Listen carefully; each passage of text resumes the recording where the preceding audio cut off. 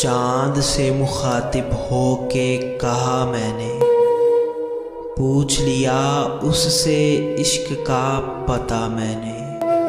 चाँद से मुखातिब होके कहा मैंने, पूछ लिया उससे इश्क का पता मैंने। तो मुस्कुरा के यूँ कह गया, ज़मीं पे जिंदा तू रह गया।